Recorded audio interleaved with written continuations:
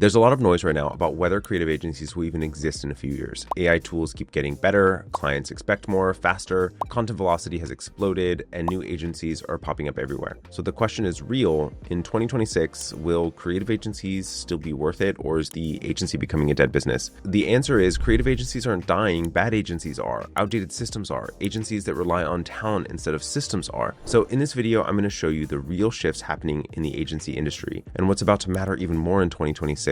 And what you need to implement now so that you stay relevant, competitive, and wildly profitable in the years ahead. Let's jump in. So let's start with the big shift. So the big 2026 changes agencies must prepare for, is AI acceleration. So content generation becomes faster and it is going to become cheaper. It's just the reality. High content velocity expectations. So clients are going to expect more content faster, cheaper.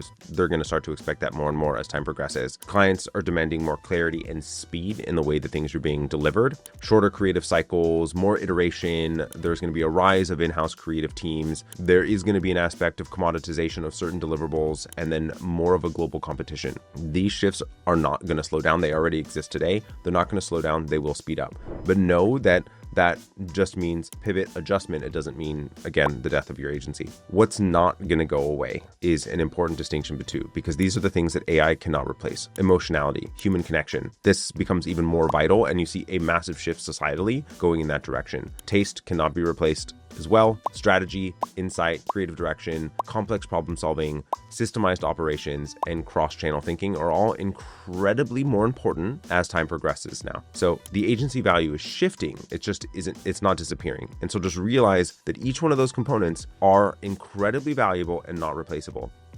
So let's talk about what agency models will ultimately die. So here's the type of agency that are starting to fade fast and are having a lot of problem right now. The we do everything generalist agency, they are not going to be able to be differentiated when you're talking about the law of averages. So AI can do, C level, B level work. And the reality is that's the same thing that's true for generalist agencies. The ones that are not really specialized are not doing really high fidelity, great, amazing work. And they are going to be now competing with AI is the reality of it. And the next is agencies with no systems that don't actually have a process by which they follow, that actually makes the agency slower and makes it difficult. And so that they're going to end up pricing themselves out of the future market. Pure execution only agencies. So ones that are not strategy based, not directionally based, that are purely just, here's the thing that I need, go create it. Agencies without meaningful depth of industry or niche expertise. And then agencies that rely solely on the design talent on the team,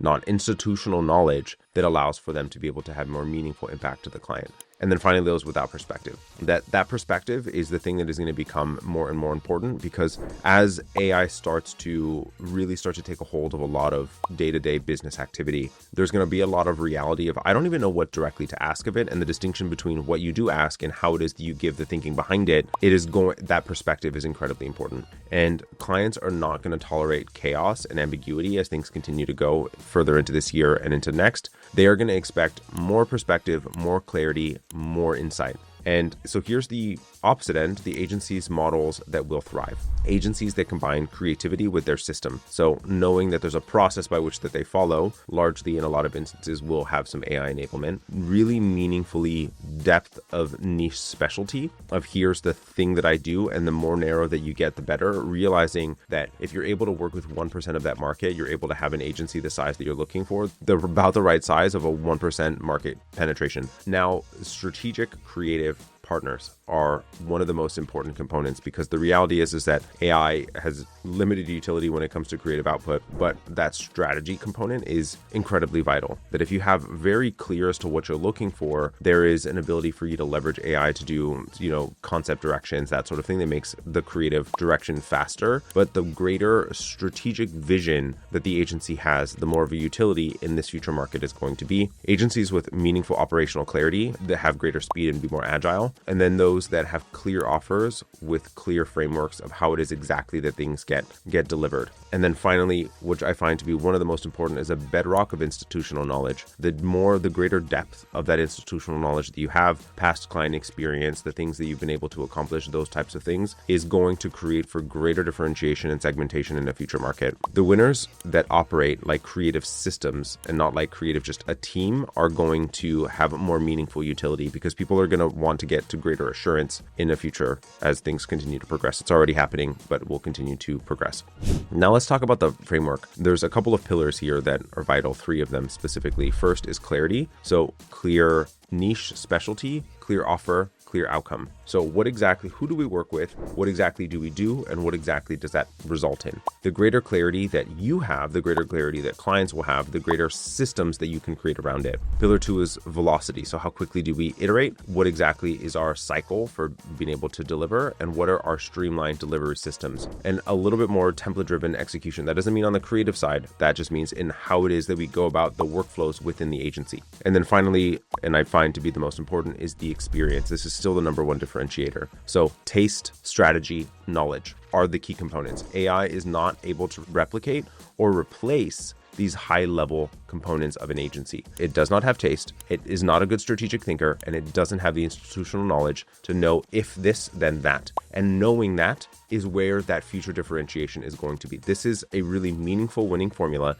knowing that these pillars are the most vital. And if you structure the way that you're positioning yourself, communicating about yourself within these 3 pillars, makes a meaningful difference. So here's the thing that you need to do right now in order for you to be able to progress further into the future. So tighten your niche. Make sure that the way that you're currently marketing yourself, that if you were to work with the segment of that market that can afford your services, and if you were able to hit 1% of that market, you have the size of an agency that you're looking for. So 1% is a reasonable amount of market concentration or market penetration that allows for you to be able to have a meaningful utility. Upgrade in your delivery systems. You have to be more systems oriented. Build a strategic, meaningful offer. So your offer needs to be on a foundation of strategy. Creative direction and creative insight needs to be a core value for you. And look at how do you use AI as a force multiplier, not a replacement. That it allows for you to do desktop research faster, allows for you to explore ideas a little bit faster, allows for you to iterate. So exactly how are you using AI as a force multiplier and not as a replacement of you? You need to operate with clarity, speed, and quality rhythms, allowing for you to be able to be in the most advantageous place as things continue to progress.